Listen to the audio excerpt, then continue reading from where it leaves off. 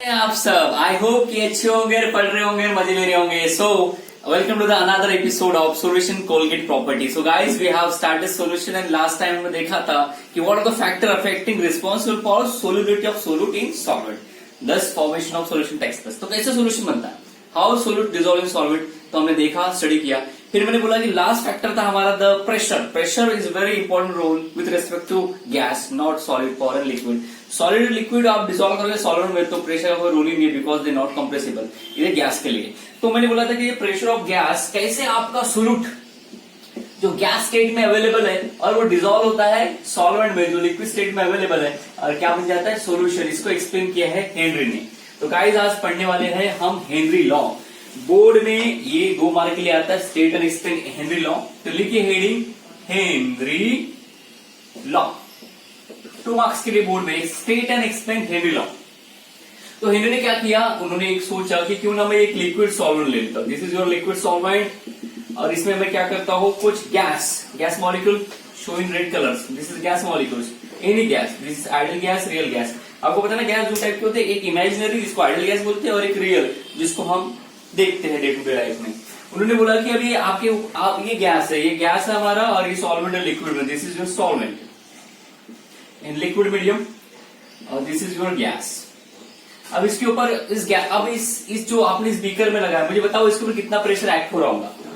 अगर आप घर पे हो तो आपके घर के ऊपर कितना प्रेशर होगा. मैं आपकी फैमिली का प्रेशर, स्टडी का प्रेशर और एक्स्ट्रा प्रेशर की बात नहीं कर रहा हूं. Talking about atmospheric pressure. आपके ऊपर कितना है प्रेशर, 1 atm प्रेशर है ना. तो ये गैस मॉलिक्यूल के ऊपर कितना प्रेशर होगा, 1 atm प्रेशर. अगर मैं गैस मॉलिक्यूल ऐसे खुले बर्तन में रखूंगा तो ये क्या हो जाएगा, उड़ जाएगा. तो मुझे क्या करना पड़ेगा, इस बर्तन को क्लोज करना पड़ेगा. तो ये मैंने क्लोज कर दिया. अब ये बर्तन के ऊपर यानी ये जो सिस्टम मैंने बनाया इसको बोलते हैं सिस्टम, जिसमें लिक्विड एंड सॉल्वेंट प्रेजेंट है, सोल्यूट एंड सॉल्वेंट प्रेजेंट है. तो अभी गैस मॉलिक्यूल इनके ऊपर 1 atm एटमॉस्फेरिक प्रेशर लगा हुआ है. तो 1 एटमॉस्फेरिक प्रेशर के ऊपर ये कुछ गैस क्या होते हैं, इस सॉल्वेंट के कांटेक्ट में आएंगे और डिसॉल्व होना चालू होंगे. तो बहुत लेस अमाउंट में डिसॉल्व होंगे. तो हेनरी ने क्या बोला कि लेट्स अप्लाई द प्रेशर. यहाँ पे मैं क्या करता हूँ, फ्रिक्शन लेट एक बिना फ्रिक्शन किए वाला एक पिस्टन रखता हूँ, ठीक है ना. और इसके ऊपर मैं वजन रखता हूँ. वजन जैसे रखूंगे, वेट रखूंगे तो क्या होगा, इसके ऊपर वजन प्रेशर क्रिएट हुआ. ये जो है ये लेयर आपने जो भी यहाँ पे रखा है फ्रिक्शन लेट वेट, ये पिस्टन है हमारा.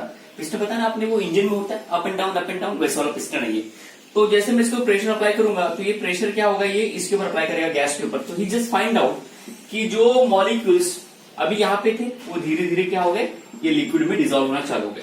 जितने भी ऊपर जो अनडिसॉल्व स्टेट में सोल्यूट आपके सोल्यूट थे गैसेस, वो क्या हो गए, डिसॉल्व होना चालू हो गए जब आपका पिस्टन नीचे आया बाय अप्लाइंग द प्रेशर.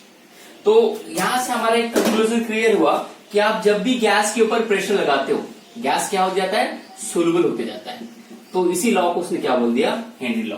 तो फॉर एग्जांपल अगर आप देखोगे थम्स अप की बॉटल, दैट इज कॉल्ड हमारा सॉफ्ट ड्रिंक में CO2 डिसॉल्व होता है. कैसे डिसॉल्व होता है वो, तो क्या करते हैं, हाई प्रेशर अप्लाई करके हम वो बॉटल में वो जो भी हमारा सॉफ्ट ड्रिंक होता है और हाई प्रेशर अप्लाई करके CO2 को हम क्या करते हैं, डिसॉल्व कर देते हैं. तो इस लॉ को बोला है हेनरी लॉ. तो जैसे जैसे आप इसके ऊपर प्रेशर लगाओगे ये गैस के ऊपर, तो जो गैस के ऊपर प्रेशर लगा रहे हो गैस का प्रेशर कहलाएगा P. जैसे जैसे प्रेशर इंक्रीज करोगे गैस के ऊपर वैसे वैसे गैस की सोल्युबिलिटी क्या होती जाएंगी, इंक्रीज होती जाएंगी. तो pressure is directly proportional to solubility, means या solubility is directly proportional to pressure, ऐसा लिख सकते हो. तो S is directly proportional to P. तो देयरफॉर क्या हो जाएगा, S is equal to KP. This law is known as Henry law. कोई भी गैस अगर सॉल्वेंट में डिसॉल्व करना है तो you have to apply the pressure on the gas. For example CO2 dissolve in soft drinks, है ना, beer में भी CO2 होता है. अब आपको क्वेश्चन पूछता हो कि व्हाई हम सॉफ्ट ड्रिंक में CO2 डालते हैं, क्या रीजन है, क्यों हम उसको करते हैं, ऐसा आपको बताना है. तो मैं इसका एक स्टेटमेंट लिखता हूं हेनरी लॉ का, आप कॉपी करेंगे. So guys here is a statement कि आप ये रूम टेम्परेचर पे करोगे सारा सिनारियो. तो टेम्परेचर क्या रखना है आपको, कांस्टेंट. आपने बोला था कि अगर इसके ऊपर मैं आपको क्वेश्चन दूंगा, let's see how many people answer, कि आपको रूम का टेम्परेचर रखना है कांस्टेंट नहीं होता है क्या, at constant temperature the solubility of gas in liquid. Temperature constant है, आप गैस ले रहे हो, लिक्विड में क्या कर रहे हो, डिसॉल्व कर रहे हो. The solubility of gas in liquid is directly proportional to the pressure of gas above the solution. Means या आपने लिया लिक्विड सॉल्वेंट, इसमें आपने रखा है गैस, इस गैस के ऊपर क्या लगा रहे हो आप, प्रेशर. जैसे जैसे आप प्रेशर लगा रहे हो तो ये क्या हो रहा है, गैस धीरे धीरे इसमें क्या हो रहा है, डिसॉल्व हो रहा है, यानी सोल्यूबल हो रहा है. तो सोल्युबिलिटी ऑफ जो आपका गैस है कैसे कब डिसॉल्व होगा, जब आप उसके ऊपर प्रेशर क्या करोगे, लगाओगे, है ना। और जब गैस डिजोल्व होगा सॉल्वेंट में, लिक्विड में, तो गैस क्या आपका सोल्यूट और आपका लिक्विड क्या है, सॉल्वेंट, दोनों मिलकर क्या बनाएंगे, सोल्यूशन। तो यहाँ पे एक वर्ड यूज किया है अबव द सोल्यूशन। तो यहाँ पे लिखा है temperature should be constant, the solubility of gas in liquid is directly proportional to the pressure above the gas in solution। Pressure के ऊपर जो गैस लग रहा है, गैस के ऊपर जो प्रेशर लग रहा है वो होना चाहिए, और जैसे जैसे प्रेशर अप्लाई करोगे वो क्या होता है, डिजोल्व होते जाएगा, है ना। जैसे हमारा रिवर है, रिवर में क्या होता है, डिजोल्व ऑक्सीजन, है ना। तभी मछली सांस लेती है, सांस यानी उसको इनहेल करती है, अंदर के अंदर ही नहीं सर्वाइव करती है। तो कैसे होता है, तो हमारा ये पानी है लिक्विड और ये हमारा एयर है सराउंडिंग में, पर एयर के ऊपर क्या है, एटमॉस्फेयर का प्रेशर। तो प्रेशर क्या करता है, उस हमारे ऑक्सीजन को अप्लाई करता है, तो ऑक्सीजन क्या होता है, पानी में डिजोल्व हो जाता है। पर पानी के साथ तो रिएक्ट होता है क्या, नहीं। तो हेनरी ने ये बोला है कि ऐसे गैस जिसको आप प्रेशर लगाओगे तो पानी में जाकर क्या हो जाएगा, डिजोल्व होंगे, पर रिएक्ट नहीं होना चाहिए। अगर रिएक्ट हो गया तो हेनरी लॉ का ये क्या हो जाएगा, लिमिटेशन हो जाएगा। तो gases should not react with solvent, बस वो डिजोल्व होना चाहिए। वो क्या होंगे, गैसेस स्टेट में रहेंगे, प्रेशर अप्लाई करोगे तो क्या बन जाएगी, वो लिक्विड, लिक्विड फिर लिक्विड में मिक्स हो जाएगा, है ना। वो डिजोल्व नहीं होगा, वो सॉरी वो क्या होगा, रिएक्ट नहीं करेगा, डिजोल्व हो जाएगा। तो डिजोल्व और रिएक्शन में अलग है। डिजोल्व यानी बस एक दो अलग अलग स्टेट एक स्टेट में आ जाए, वन इस फेज में आपको नजर आए, उसको बोलते हैं डिजोल्व। तो ये हमारे यहाँ पे डिजोल्व हो जाएगा, this is called as Henry law. इसको लिखेंगे आप, कॉपी करेंगे। अब मैं बता देता हूँ कि यहाँ पे इसका एक्सप्लेन, ये स्टेटमेंट हो गया, ठीक है ना। अब इसको आपको क्या करना है, एक्सप्लेनेशन देना है। तो आप क्या करोगे, आपको कंसिडर करना है कि second line, if S is a solubility of gas, कितना गैस डिजोल्व हो उसको डिनोट करेंगे S से, कैपिटल S लोगे, ठीक है ना। एंड यहां पे लेंगे capital P, P is the pressure, P is the pressure। then according to Henry law क्या हो जाएगा, S is directly proportional to P। Next line में therefore, देखो यहाँ जगह नहीं है तो मैं यही लिख रहा हूं, इसके नीचे लिखूं therefore S is equal to Kp। S equal क्या हो जाएगा, Kp।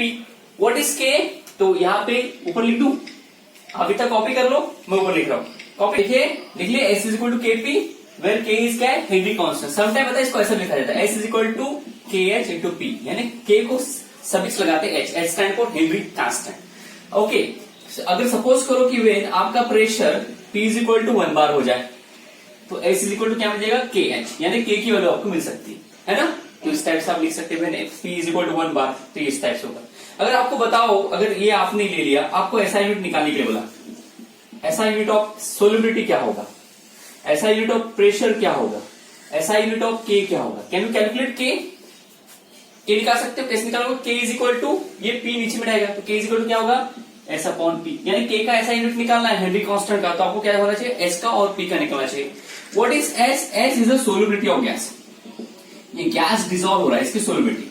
तो गैस को हम किसमें ले सकते हैं, मोल्स में, number of moles of gas dissolve in liquid. Liquid को क्या लेते हैं, वॉल्यूम में, और वॉल्यूम का ऐसा यूनिट क्या होता है, लीटर, है ना, कीप इन माइंड लीटर। तो देखो सोल्युबिलिटी कैसा हो जाएगा, देखो मैं गैस का क्या ले रहा हूँ, मोल्स, और वो किसमें डिजोल्व हो रहा है, वॉल्यूम में, तो वॉल्यूम का क्या हो गया, यूनिट लीटर, तो मोल्स पर लीटर ये सिंबल हो जाएगा, तो मोल्स डिवाइडेड बाय लीटर, ठीक है ना। प्रेशर किसमें लेंगे, एक तो बार में लेंगे, नहीं तो एटीएम में। एटीएम इज स्टैंडर्ड फॉर्मूला हमारा है, तो इसमें लेंगे एटीएम। चलो पुट कर दो, फिर इसका ऐसा यूनिट क्या हो जाएगा, moles per litre divided by ATM. Sometime और करके कैसे लिखते हैं, moles litre inverse ATM inverse, ठीक है ना। बट इसको रीड किया कैसे जाता है, मोल्स पर लीटर पर एटीएम। तो copy this, we have written S is equal to KH। हमें KH क्या मिला, ये H सफिक्स में लगाना कि जब प्रेशर कितना था, since P is equal to 1 bar. Keep in mind, हमें S is equal to KH मिला जब हमने क्या लिया, P is equal to 1 bar. तो कभी कभी एक मार्क के लिए ले सकते हैं कि डिफाइन हेनरी कांस्टेंट। तो हेनरी कांस्टेंट यानी solubility of gas in liquid. KH क्या है, Henry constant, Henry constant is equal to क्या है, सोल्युबिलिटी ऑफ गैस। तो यानी सोल्युबिलिटी ऑफ गैस यानी हेनरी कांस्टेंट हो गया। जब भी आपको हेनरी कांस्टेंट निकालने को बोला तो आपको you should know the pressure. अब प्रेशर मिल गया तो आपको ये सोल्युबिलिटी ऑफ गैस क्या है वो भी पता रहेगा, कॉपी ऑन बॉडी। तो कभी कभी आता है 1 मार्क के लिए डिफाइन हेनरी कांस्टेंट, तो आप लिख सकते हो KH यानी Henry constant is the solubility of gas.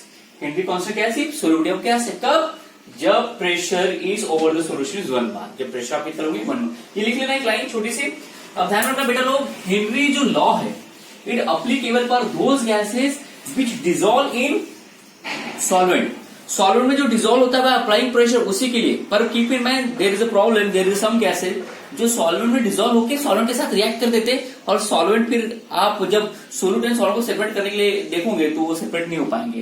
तो there is a limitation, there is a limitation, हमारा एक कंसेप्ट आ जाता है। आपकी टेक्स्ट बुक में लिमिटेशन की जगह उन्होंने लिखा है exception of Henry law, exception of Henry law, पर there is a never, I hate this word exception. Keep in mind, जिंदगी में कोई भी चीज एक्सेप्शन नहीं होती, हर चीज का, हर प्रॉब्लम का क्या होता है, सोल्यूशन, सोल्यूशन है, होता है। तो I hate this word exception, की बोलते कभी समटाइम बोलते ना कि एक्सेप्शन है, there is no exception, they be limited, उसका आंसर भी फिलहाल नहीं है पर उसका आंसर हो सकता है। तो हम यहाँ पे लिखेंगे हेनरी लॉ का लिमिटेशन। हेनरी लॉ ने ऐसे गैसेस के लिए स्टडी किया है कि जो गैस के ऊपर आप प्रेशर लगाओगे तो सॉल्वेंट डिसॉल्व हो जाएगा, अब प्रेशर हटा दोगे तो वो क्या हो जाएगा, निकल जाएगा। बेस्ट एग्जांपल CO2, CO2 को अगर आप थम्स अप में, सॉफ्ट ड्रिंक में प्रेशर अप्लाई करके बंद कर दोगे तो डिसॉल्व रहेगा, जैसे आप प्रेशर निकाल दोगे, हटा दोगे तो क्या हो जाएगा, बाहर निकल जाएगा। पता है ना, आपने थम्स अप की बॉटल ली है, वो पूरा सील पैक होता है, हाई प्रेशर लगा के उसको डिसॉल्व किया जाता है, फिर जैसे आप कैप निकालते हो तो बुड़ बुड़ बुड़ बुड़ बुड़ करके निकलता है, फव्वारा है ना, एफरवेसेंस निकलता है ना, इसका मतलब वो CO2 निकल रहा है। और जब CO2 निकलता है तो रास्ते में क्या मिलता है उसको, सॉल्वेंट, तो पूरा वो आपका सॉफ्ट ड्रिंक बाहर निकल जाता है। ओके, तो लिमिटेशन क्या है, लिमिटेशन क्या है इसका, कि हेनरी लॉ ने अपना लॉ एक्सप्लेन नहीं कर पाया ऐसे गैसेस के लिए जिसको पानी में डिसॉल्व करने के बाद अगर आप प्रेशर अप्लाई करोगे तो पानी के साथ रिएक्ट कर जाते हैं, ठीक है ना, और जब प्रेशर हटा दोगे तो बाहर गैस निकलते नहीं। जस्ट लाइक CO2 को डिसॉल्व किया, प्रेशर हटाया तो बाहर निकल गया। बट कुछ ऐसे गैसेस है, हमें यहाँ मिला for example NH3 with respect to water, और CO2 को लिया उन्होंने with respect to water. By applying pressure they find that कि NH3 पानी में रिएक्ट हो जाता है, बन जाता है NH4OH। अब इसमें सोल्यूट एंड सॉल्वेंट आपको दिखेगा ही नहीं, और आप इसको प्रेशर रिमूव कर दोगे इसके ऊपर से तो NH3 बाहर निकलने वाला नहीं है। CO2 को जब पानी में ऐड कर दोगे तो ये बना देगा carbonic acid, this is called as carbonic acid, this is called as ammonium hydroxide, this is called as a base, ये बेस बन जाता है। तो ये दो गैसेस के लिए वो एक्सप्लेन नहीं कर पाएगा। CO2 थम्स अप में, सॉफ्ट ड्रिंक में रिएक्ट नहीं होता, प्रेशर अप्लाई करोगे तो डिसॉल्व हो जाएगा, हटा दोगे तो निकल जाएगा, बट पानी में वो रिएक्ट कर जाता है, रिमूव प्रेशर हटाने के बाद ये बाहर नहीं निकल पाता, ये हेनरी एक्सप्लेन नहीं कर पाया, इसलिए दोनों क्या हो गए, लिमिटेशन में आ गए। तो मैं इसको लिख देता हूं, आप कॉपी कर लेंगे। Here is a limitation for 2। ध्यान रखना, कुछ गैसेस NH3 और CO2 ये हेनरी लॉ को फॉलो नहीं करते, ठीक है ना, जब इनको पानी में डाला जाता तब, ठीक है ना, अदर गैसेस अगर अदर सॉल्वेंट चेंज हो गया फिर हेनरी लॉ फॉलो करेंगे, और पानी में डालोगे तो नहीं करते, बिकॉज क्यों, ये पानी के साथ रिएक्ट कर देते हैं। The reason is that this gases react with water, react with water.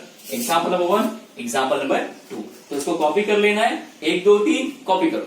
हमने देखा Henry law, by applying pressure gas are dissolving water और solvent, but those gases limitation, there is a limitation for Henry law, those gases which react with water after removing pressure they can't separate it with water, तो ऐसे के लिए Henry law applicable नहीं है, तो उसमें limitation होगा, हमने वो भी देख लिया, ठीक है। तो बोर्ड के लिए शॉर्ट नोट ऑन या स्टेटमेंट, इसमें हेनरी लॉ आया तो स्टेटमेंट और उसका छोटा सा explanation S is equal to KP, यहाँ तक पूरा लिख लेना, हेनरी कांस्टेंट डेफिनेशन लिखी। अब हेनरी लॉ का लिमिटेशन के बाद हम देखेंगे application, this not for board, I am just mentioning not for board. Henry law का अप्लीकेशन क्या है, तो हेनरी लॉ का एप्लीकेशन है कि जैसे हमें कुछ सॉफ्ट ड्रिंक्स बनाना है, तो सॉफ्ट ड्रिंक को प्रोटेक्ट करने के लिए हम क्या करते हैं, CO2 gas high apply pressure हम क्या करते थे, उसमें डिसॉल्व कर देते हैं, और जब आप ओपन करते तो CO2 क्या हो जाता है, बाहर निकल जाता है, ठीक है ना। तो पहला यहाँ पे in production of beverage not as a बेवड़ा, इट्स कॉल्ड द बेवरेज और soft drinks, that is CO2 is sealed in soft drink, CO2 को हाई प्रेशर अप्लाई करके हम सील कर देते हैं तो सॉफ्ट ड्रिंक की प्रोडक्ट्स में। सेकेंड, जब आप डीप सी स्कूबा डाइविंग करते हो ना, पानी में जाते हो, तो पानी में जब जाते हो तो जो वाटर के आजू बाजू का जो प्रेशर इज वेरी हाई, वो प्रेशर वेरी हाई है, जिसके कारण जब आपको क्या करना पड़ता है, साथ में सिलेंडर कैरी करना पड़ता है। आपको सिलेंडर में क्या लेके जाते हो, एयर लेके जाते हो जिसमें ऑक्सीजन होता है। अगर ऑक्सीजन को अगर आप गैसेस स्टेट में रखोगे और उसको आप मुंह से खींचने की कोशिश करोगे तो आउटर प्रेशर इतना हाई है कि आपका जो इनर जो है, आपके पीठ के ऊपर जो आपने सिलेंडर रखा उसमें जो गैस है वो आ नहीं पाएंगे। तो ऐसे केस में क्या करते हैं, हेनरी लॉ का यूज करके हाई प्रेशर अप्लाई करके वो हमारा जो एयर है उसको क्या करते हैं, लिक्विफाइड कर देते और वो सिलेंडर में भर देते, और उसको इजीली आप हल्का सा सक करके वो आपके बॉडी में आ जाएगा और वो आपकी बॉडी में जाके आपके ब्लड के साथ डिसॉल्व हो जाएगा। अब मुझे बताना है आपको कि आप जब स्कूबा डाइविंग करते हो तो जो एयर हम लिक्विफाइड में रख के वो सिलेंडर में फिल कर रहे हैं, उसमें और एक गैस साथ में डाला जाता है ताकि वो गैस फ्लो कराए, उस लिक्विड को फ्लो कराए पाइप के थ्रू आपके माउथ में, तो वो कौन सा गैस है मुझे बताना है। दो ऑप्शन देता हूं, वन इज हीलियम और सेकंड इज नाइट्रोजन, कौन सा है बताना। तीसरा, हाई एल्टीट्यूड माउंटेन, जब आप माउंटेन पे जाते हैं तो माउंटेन में जाने का क्या होता है, प्रेशर इज वेरी हाई, तो pressure is very low, sorry माफ कर, प्रेशर क्या होता है, बहुत ही लो है, there is a gases are less form में अवेलेबल होता है। जब आप खींचते हो, एयर ले सक करने की कोशिश करते हो, इनहेल करने की कोशिश करते हो, तो आ नहीं पाता। इसके लिए आपको क्या करना पड़ता है, फिर हेनरी लॉ का कंसेप्ट यूज करके अपने साथ वो जो सक्शन पाइप है, सिलेंडर लेके जाना पड़ता है, और वो हाई प्रेशर अप्लाई करके हम उसको क्या करते हैं, लिक्विड कर लेते हैं, सिलेंडर में फिल कर लेते हैं, वहां पे यूज करते हैं। जब आप अगर हाई एल्टीट्यूड में जाओगे तो वहां पे एयर कम अवेलेबल होता है, और वहां का एयर आप पुल करने की कोशिश करोगे तो एयर आपको मिलेगी नहीं, ऑक्सीजन आपकी बॉडी में आएगा नहीं, ऑक्सीजन बॉडी में आएगा नहीं तो आपको एनीमिया नामक एक रोग हो सकता है। तो ये हमारे एप्लीकेशन है हेनरी लॉ के, first, second, third. This is not for board, okay, not for board, ये बोर्ड से है ही नहीं, ये is for entrance, specially NEET के लिए, ठीक है ना। So after completion of application for with respect to entrance, those are preparing. Now here is the two question for state group peoples.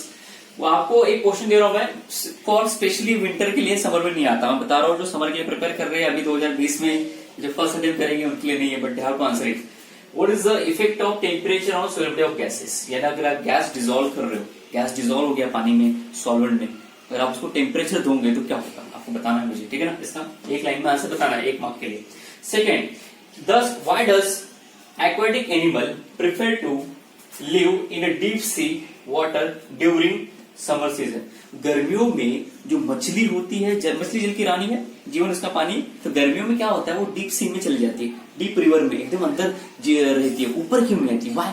पर जब बारिश होती है मस्त ऊपर आते हैं, कभी आपने खिलाया होगा पाव वगैरह मछली उछली को, है ना, तो ऊपर ही रहते बारिश के सीजन में और ठंडियों के सीजन में ऊपर ही आती। पर जब समर होता है तो डीप सी में क्यों रहती है, ऊपर क्यों नहीं आती वो। आई थिंक मेरे को लग रहा है कि उनकी इच्छा होती होगी कि हाई गर्मी, ऐसा कुछ होगा। तो tell me the reason, scientific reason why they does to prefer to live in the deep sea during the summer season, and this is the question. This two question specially for winter session में आता है ये question 1 mark के लिए, तो ये how to answer it for. आप इसको 2 लाइन में खत्म करो, 1 लाइन में खत्म करो, ये डिपेंड ऑन यू, पर एक अच्छा सा मुझे एग्जांपल इसमें आप दोगे, वो रीजन दोगे क्या है। तो इसके बाद हम नेक्स्ट एपिसोड में मिलेंगे। ये छोटा है, ज्यादा लेंथी नहीं बना रहा इसको मैं, ये 20 मिनट का है आपका टोटल वीडियो। तो नेक्स्ट इसमें मिलेंगे, हेनरी लॉ के न्यूमेरिकल सॉल्व करेंगे, वो बोर्ड में वो 1 मार्क से लेकर 2 मार्क के लिए आता है, तो हम हेनरी लॉ का फार्मूला S=KP, उसको आपको ध्यान रखना है। हम कुछ 3-4 न्यूमेरिकल सॉल्व करेंगे और उसके बाद हमारा टॉपिक कंटिन्यू करेंगे। ध्यान रखिए, पढ़ते रहिए। थैंक यू सो मच, मिलते हैं नेक्स्ट एपिसोड में।